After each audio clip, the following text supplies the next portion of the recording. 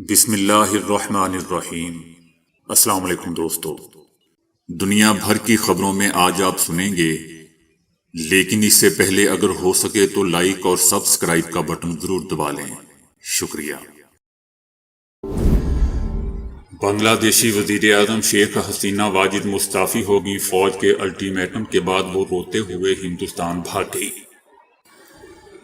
بنگلہ دیش میں quota system کے خلاف شروع ہونے والے طلباء کے ملکگیر احتجاج کے بعد جنم لینے والی سول نافرمانی کی تحریک کے نتیجے میں دوستو، ملک کی سب سے طویل عرصے تک وزیر اعظم رہنے والی حسینہ واجد بالآخر بھاگ گئی۔ ملک بھر کے طلباء نے آج ڈھاکہ کی جانب مارچ کرنے کا اعلان کیا تھا اور ہزاروں طلباء حسینہ واجد کے گھر باہر پہنچ گئے تھے۔ بڑھتے ہوئے عوامی دباؤ اور احتجاج کے باعث شیخ حسینہ واجد نے استعفیٰ دے دیا اور اپنی بہن شیخ ریحانہ کے ہمراہ خصوصی طیارے میں بھارت بھاگ گئی۔ انہیں مستعفی ہونے سے پہلے ٹی وی پر بولنے بھی نہیں دیا گیا، تقریر بھی ریکارڈ کرنے نہیں دی گئی۔ یاد رہے دوستو کہ بنگلہ دیش کی سب سے طویل عرصے تک وزیر اعظم رہنے والی حسینہ واجد کو مبینہ طور پر فوج کی جانب سے مستعفی ہونے کے لیے صرف 45 منٹ کا وقت دیا گیا تھا۔ شیخ حسینہ واجد نے چھپنے سے پہلے قوم کے نام تقریر بھی ریکارڈ کروانے کی کوشش کی، لیکن انہیں اس کی اجازت نہیں دی گئی۔ ہزاروں کی تعداد میں مشتعل مظاہرین شیخ حسینہ واجد کے سرکاری رہائش گاہ میں داخل ہو گئے اور وہاں توڑ پھوڑ بھی کی، جبکہ لوٹ مار بھی کی۔ تاہم شیخ حسینہ واجد اس سے پہلے ہی خصوصی طیارے میں اپنی بہن کے ہمراہ ہندوستان بھاگ چکی تھی۔ بتایا جا رہا ہے کہ اس وقت بھی لاکھوں کی تعداد میں مظاہرین سڑکوں پر موجود ہیں۔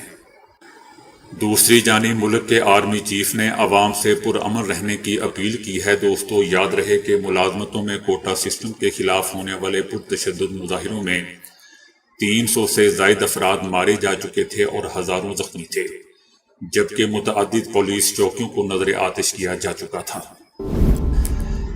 وزیر اعظم شہباز شریف نے کہا ہے کہ ایک وقت آئے گا جب بھارت اور اسرائیل کو اپنے ظلم کا حساب دینا پڑے گا۔ بالکل صحیح کہا، اس میں کوئی شک نہیں ہے کہ ان کو حساب دینا ہی پڑے گا۔ لیکن دوستو بنگلہ دیش کو دیکھتے ہوئے لگتا ہے کہ شہباز شریف کا بھی ٹائم نزدیک آ رہا ہے، اور سنا ہے کہ شہباز شریف بنگلہ دیش میں جو کچھ ہو رہا ہے وہ ٹی وی پر نہیں دیکھ رہے۔ بہرحال شہباز شریف کا کہنا تھا کہ 5 اگست 2019 کو کشمیریوں کے حقوق کو غصب کیا گیا۔ مقبوضہ وادی میں ظالمانہ اقدام سے لوگوں کی زندگیاں اجیرن کر دی گئیں۔ آرٹیکل 370 منسوخ کر کے غیر ریاستی باشندوں کی مقبوضہ وادی میں آباد کاری کی راہ ہموار کی گئی۔ حریت رہنماؤں اور عوام نے بھارتی جبر کا بھرپور مقابلہ کیا، انہوں نے ظلم کے آگے سر نہیں جھکایا۔ بھارت کبھی بھی مقبوضہ وادی کو اپنا حصہ نہیں بنا پائے گا۔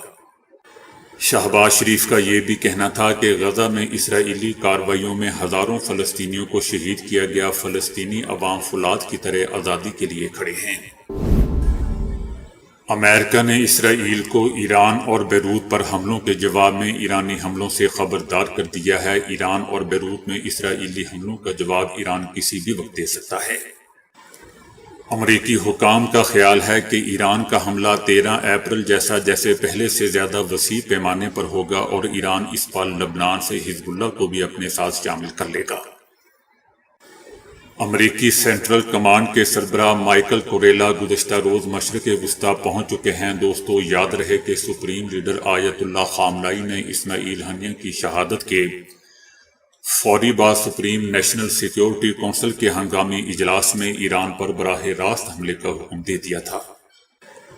اس سے قبل سپریم لیڈر آیت اللہ خامنائی نے اسماعیل ہنیہ کی شہادت پر رد عمل دیتے ہوئے کہا تھا کہ ہنیہ کی موت کا بدلہ لینا ایران کا فرض ہے۔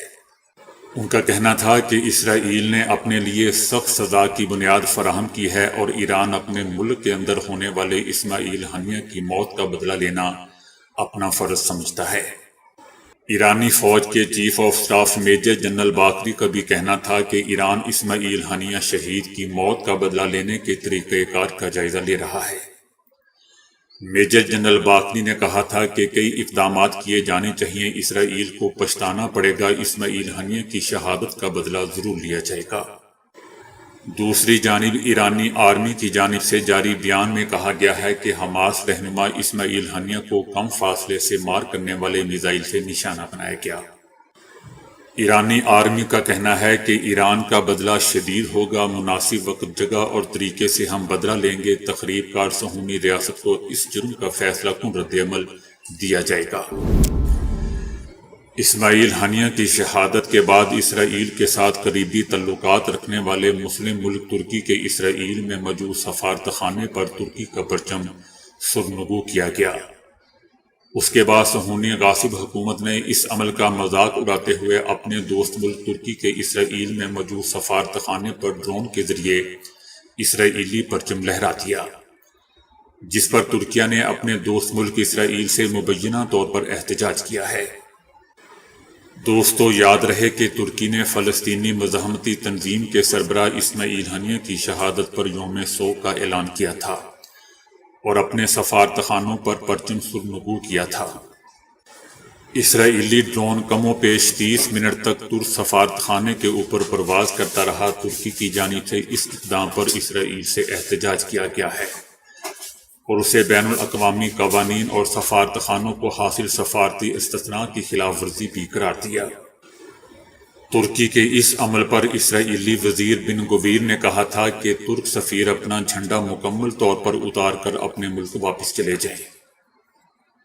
وزیر اعظم نیتن یاہو اور وزیر خارجہ ترک سفیر کو ملک سے بے دخل کر دیں۔ عمران خان نے کہا ہے کہ انتخابات میں ہماری اکثریت تسلیم کرنے تک حکومت یا فوج سے عدالت کے باہر کوئی تصفیہ نہیں ہوگا۔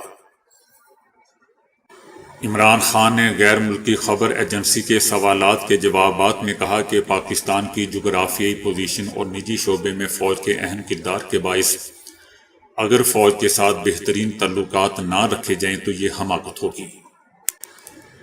فوج کے ساتھ کسی بھی طرح کے مذاکرات کے لیے تیار ہیں۔ عمران خان کا کہنا تھا کہ ہمیں اپنی مسلح افواج پر فخر ہے، امریکہ کے خلاف کوئی رنجش نہیں۔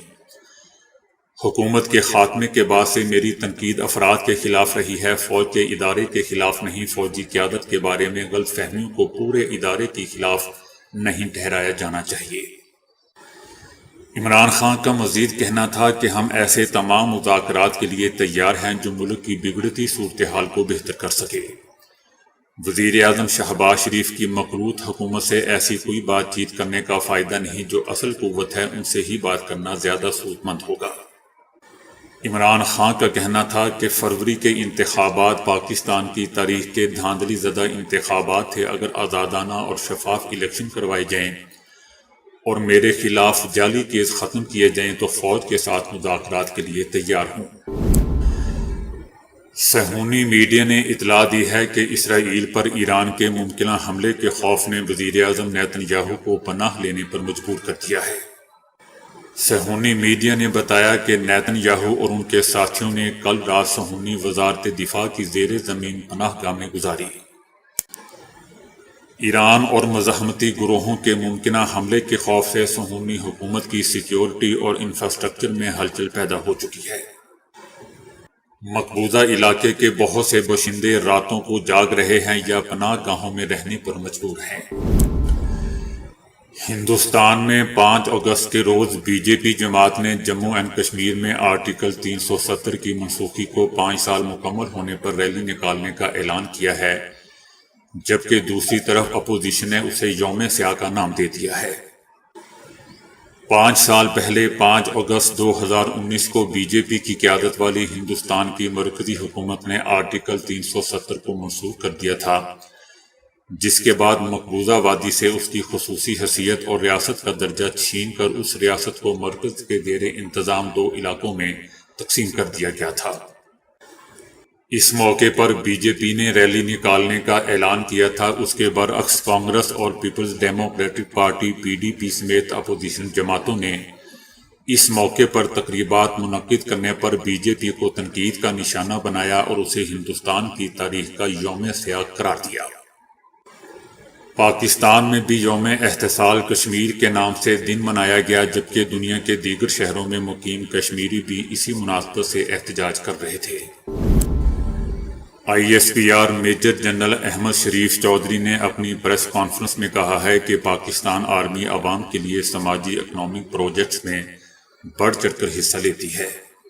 ان کا کہنا تھا کہ سال 2024 کے پہلے 7 مہینوں میں آپریشن کے دوران 139 بہادر افسران اور جوانوں نے جام شہادت نوش کیا۔ پوری قوم ان بہادر سپوتوں اور ان کے لواحقین کو خراج عقیدت پیش کرتی ہے اور ان سے ظاہر ہوتا ہے کہ افواج پاکستان، قانون نافذ کرنے والے ادارے اور انٹیلیجنس ایجنسیز پاکستان کی داخلی اور بارڈر سیکیورٹی کو یقینی اور دائمی بنانے کے لیے مکمل تیار ہیں۔ اس کے علاوہ پاکستان آرمی عوام کے لیے سماجی اکنامک پروجیکٹس میں بڑھ چڑھ کر حصہ لیتی ہے۔ ان میں بہت سے فلاحی کام ہیں جیسا کہ تعلیم، صحت، فلاح و بہبود، معاشی خود انحصاری اور دیگر شعبہ جات کے پروجیکٹس، اور جو فوج، وفاقی اور صوبائی حکومتوں کے تعاون سے مکمل کرتی ہے۔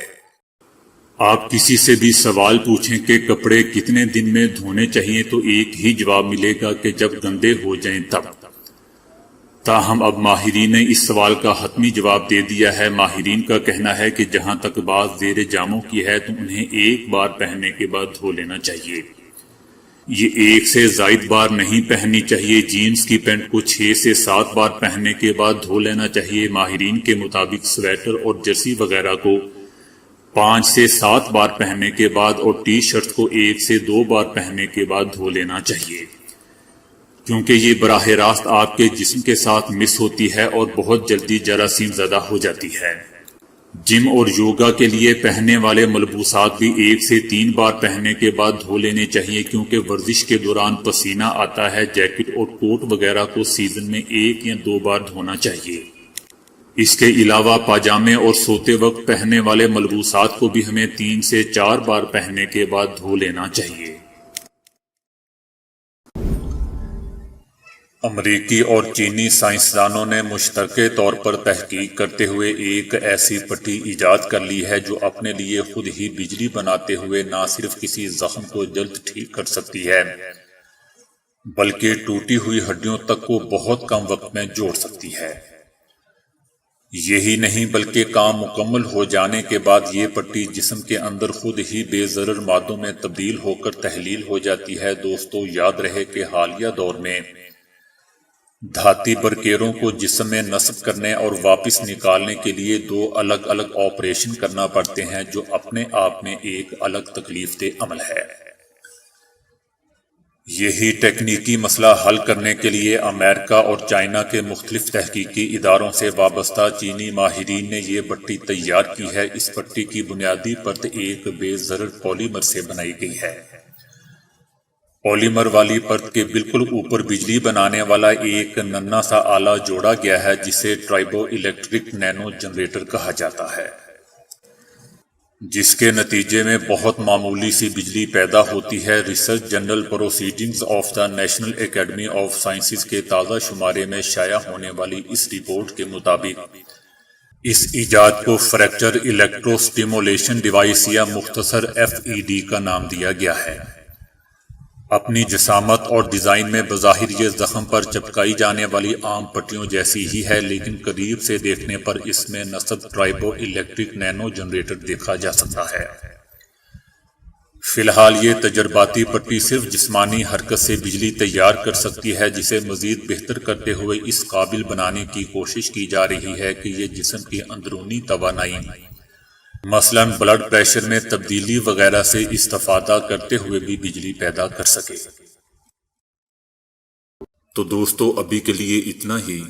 ویڈیو کو لائک اور شیئر کرنے کا بہت بہت شکریہ۔